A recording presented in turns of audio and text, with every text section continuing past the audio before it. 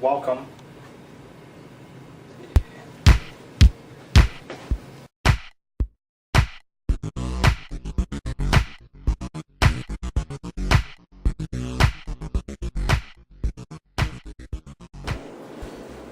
Welcome back to the Kohatsu Cave of Games, Episode 2. This time I was going to try to stretch into some Euro fare. I love Euro games. Ones that have theme, not the drab ones. But Euro typically is a game that has multiple paths to victory. The scoring is usually done by victory points. There's no eliminated player off early. Everybody gets to contribute near the end. So I was trying to think of a game, and my WordPress blog, there was a comment of what video to do next after Teach You, and somebody recommended Glen More. And Glen More is a light Euro game. So I said, why not? Fantastic. I'll do Glen More. Glen More is a 2 to 5 player tile laying game that is basically Carcassonne to the next level. You have to manage resources. Everybody has their own little village to deal with, but I'll get more into that into the rules. It is a game made by Rio Grande. The developer is Matthias Kramer, and it is a part of the Alea box style of games, which means it is going to be more of a thinking game than it is based on luck and strategy and luck and dice rolling. It is more based on strategy. So, without further ado, let's delve into Glen More.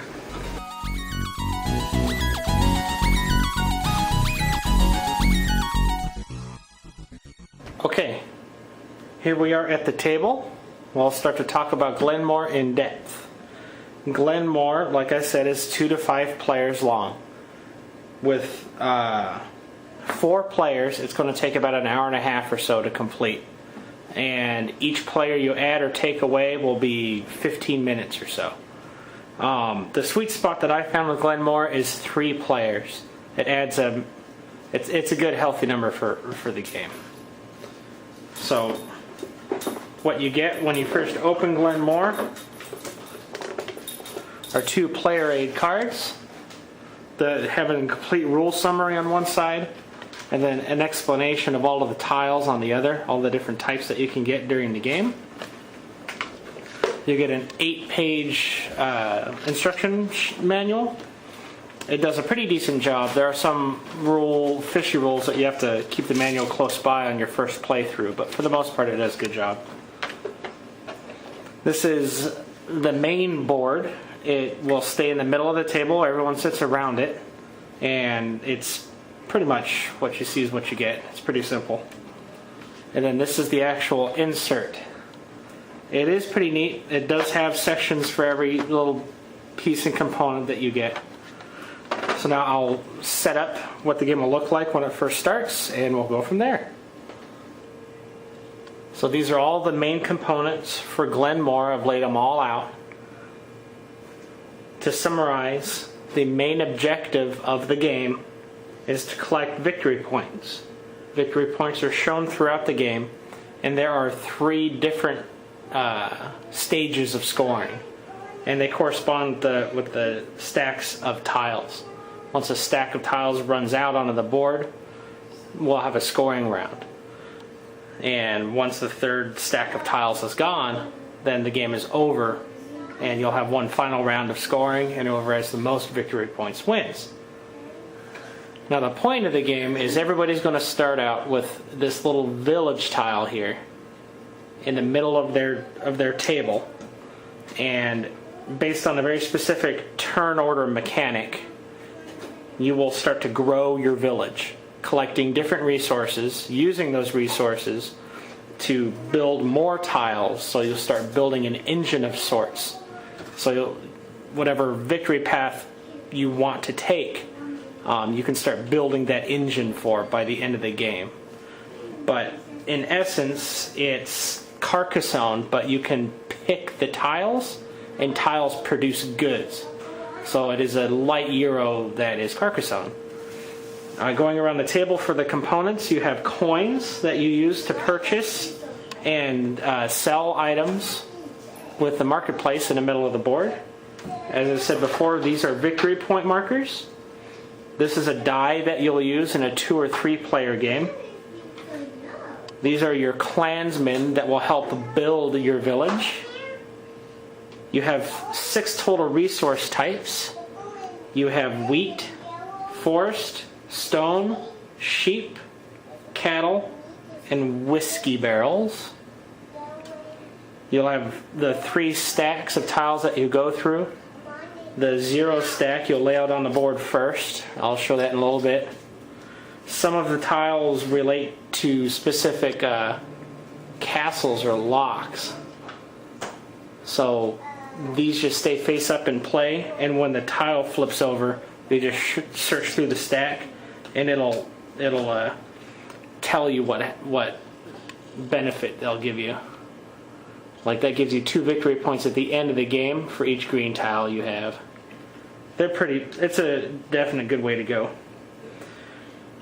But now I'll just divvy everything up as to show a start of a 3-player game, and I'll go from there explaining your actions during your turn. Okay, so here we are set up for a 3-player game. You'll randomly determine your start order, and I'll get to the mechanics of the turn orders in a little bit, but basically the board goes in a clockwise fashion, and this is called the chain, and there's always going to be a space in the chain, and going in a clockwise manner, whoever is the beginning of the chain is the person who gets to go. So what tile you pick will determine your next turn, because turn order does not go clockwise. You'll always refer to the central map for turn order. But like I said, I'll get to that in a little bit. What you personally get to start out with is your 6 coins, your little starter village, and 1 clansman. I'll briefly go over the 3 different types of tiles you can get in the game, but they follow basic Carcassonne rules. If you've never played Carcassonne, it's just a tile matching game where you have to match tiles on every side in order for it to fit in whatever you're building. Very easy to distinguish. Your village starts with a road going left to right and a river going from up to down. So if you get a new tile that has a river on it, it is illegal for you to build it there. You need to build it so it connects river to river, just like that. And likewise, tiles you get that have a road, that would be illegal, but that would be legal. That would also be legal because you're not blocking any roads or rivers. But obviously you can't place it there or over there. You can place it there. Your 2 other placement rules that you have to follow are you always have to be orthogonal or edge to edge when you're placing a tile. It can't be corner to corner like that. And you always have to build within 1 square of a clansman. You could think of him as a builder. So with your initial setup from this clansman, you can place a tile on any of these 8 spaces around the clansman. But if I have a tile here, I can't build here unless the clansman moves first. So that describes how you build. So now I'll go into your actual turn. When it's your turn, you will take your guy, and you can move him to anywhere on the map of a tile that you want to add to your little field. So say for instance I want wheat real bad. I'll just take my piece, I'll go to the wheat, I'll take this tile and I can build it here or here. That's all you do for the first step in your turn, is select any tile you want. Now there are some tiles, especially later on, that have a building cost associated with it in the upper left hand corner. You need to already have that building material in your field, or you can buy it from the market by spending your cash. To use the market, the first available space that is blank represents a commodity that you can purchase. So if I needed that stone to build that village, I can take 2 coins and place them in the 2 spot to buy a stone. I can use the market at any point in my turn. So I can use it if I need to buy a particular resource to acquire a tile. Likewise, I can sell something from my field in order to get the funds to buy something else to get a tile. There's no limit to the amount of times you can go to the market. Just money and resources will limit yourself. Well, that's how you use the market. Going back to your turn, say I went and got this wheat field. I choose where to build it. Wherever I place it for the second part of your turn, that tile that you just acquired will activate, as well as all the tiles on the 8 spaces directly surrounding that tile you got will activate, which means whatever resource or ability is shown in the middle of the tile, you will get. That any type of cube will just mean that produces that particular commodity. There's a limit of 3 cubes per tile. But other than that, when it produces, you'll just get it right on a tile and you can use it in a later turn to purchase something. The little speedy dude means that you get 1 movement point for a clansman. So you can take the clansman and move him to a new location.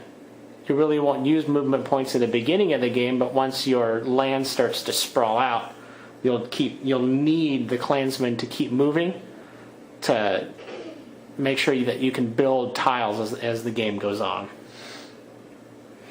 The final step is the most confusing, I would say, in Glenmore.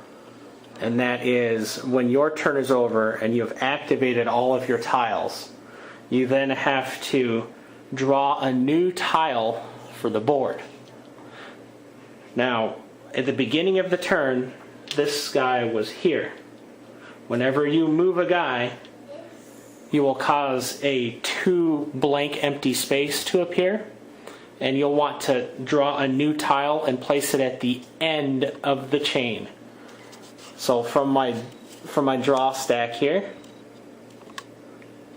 I'll just take the very top tile, flip it over, and it's a no connection forest, and I'll place it on the very end there. So the chain has kind of moved along just a little bit, and now blue gets to go first because he's the beginning of the chain. So just to simulate a couple of turn orders for just chain movement, say blue goes here and takes this. This will flip over and go on the very last empty spot of the chain. Then it's yellow's turn because he's at the front of the chain. Say yellow moves here. That will go there. And in a 2 or 3 player game, it'll then be the die's turn. But in a 4 or 5 player game, that die's not there. It'll just be meeples that are moving. People will be taking turns. But in the die's case, you'll just take the die and roll it and say it comes up a 3. In that case, he will move forward 3, skipping all of the existing meeples, and he will eat that tile up. Nobody gets to use it. Now I've created probably what is the most confusing part of this style of system. Is the turn started here, now it's over, so you have 2 empty spots. When that happens, the next player to go will be the next player in the chain, but there are tiles in the way. You will remove all of the tiles that are before that guy, and they're also gone from the game permanently. You snooze, you lose on those guys. Then you'll just draw from the one deck and start replacing everything starting at the end of the chain until you get your space of 1 empty, thus completing the chain again, and red will get to go. The big mechanic when you use this type of system is if you go for the very last tile that has been shown up, if it's your turn. If that happens and you take this tile, say because it was so good, the next drawn tile will go at the end of the chain, right there. Which means it is yellow's turn, and the turn will go all the way around until it's red's go again. Which means yellow and blue can take their sweet time and grab all of these tiles before red gets the chance to go again. So it is very risky to jump far, far, far ahead in a chain, because then you just sacrifice so many turns to your opponents. That is a clever mechanic in Glenmore, and I really like it a lot. The bad part with that type of mechanic is when you're playing with 4 or 5 people, because you don't have the same number of turns.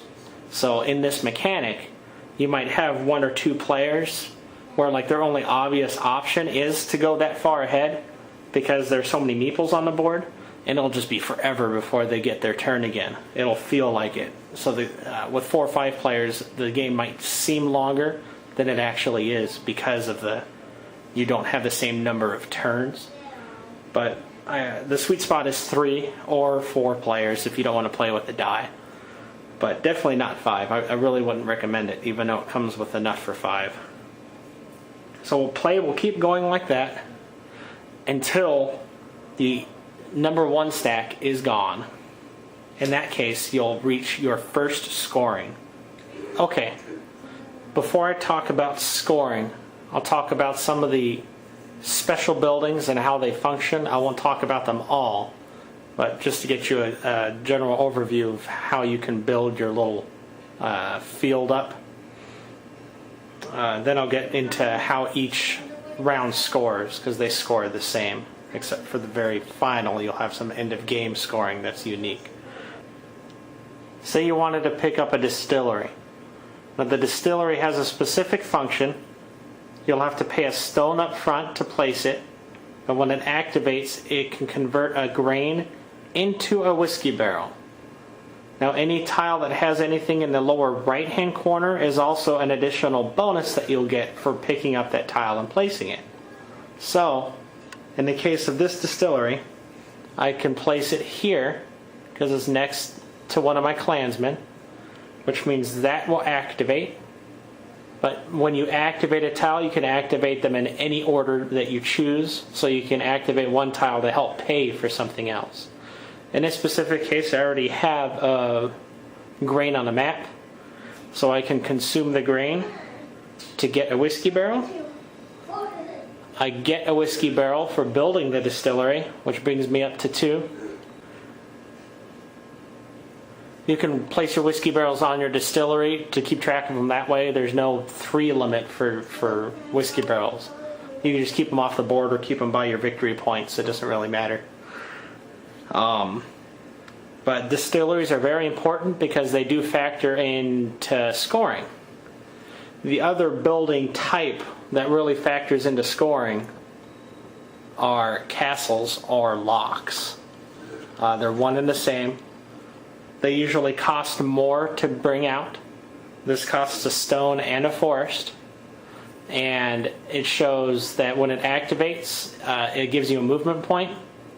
But when you first build it, it creates its own clansman right on the tile.